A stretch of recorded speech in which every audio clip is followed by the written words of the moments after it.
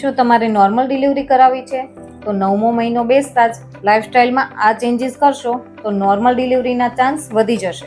સૌથી પહેલા માઇન્ડસેટ અગત્યનું છે. માઇન્ડસેટ પોઝિટિવ રાખો કે મારે નોર્મલ ડિલિવરી જ કરાવવી. જો તમારી પ્રેગ્નન્સી હાઈ રિસ્ક નથી તો 9મા મહિનાની શરૂઆતથી જ નોર્મલ ડિલિવરી માટે શરીરને પ્રિપેર કરવું ખૂબ જ જરૂરી છે. સૌથી પહેલાં હળવા વોકિંગથી સ્ટાર્ટ કરો. 10થી 15 મિનિટથી લઈને 45 મિનિટ સુધી તમારી કેપેસિટી પ્રમાણે ચાલી શકાય. ડીપ બ્રીથિંગ એક્સરસાઇઝ ચાલુ કરો. કંઈ પણ ન આવડે તો 10 ઊંડા શ્વાસ લેવાના અને ધીમે ધીમે છોડવાના. આવું દિવસમાં 3થી 4 વખત કરવાથી માઇન્ડસેટ પોઝિટિવ રહેશે અને ડિલિવરી વખતે થતા દુખાવામાં રાહત મળશે. પેલ્વિક ફ્લોર એક્સરસાઇઝ જેવી કે બટરફ્લાય, ડીપ સ્ક્વોટ, મલાસન કે ડક વોક કરી શકાય. આ ઉપરાંત બંને પગ વચ્ચે પેટનો ભાગ રહે તે રીતે ઉભડક બેસીને પોતા મારી શકાય, જેનાથી પેલ્વિક એરિયા ફ્લેક્સિબલ બનવામાં મદદ મળે છે.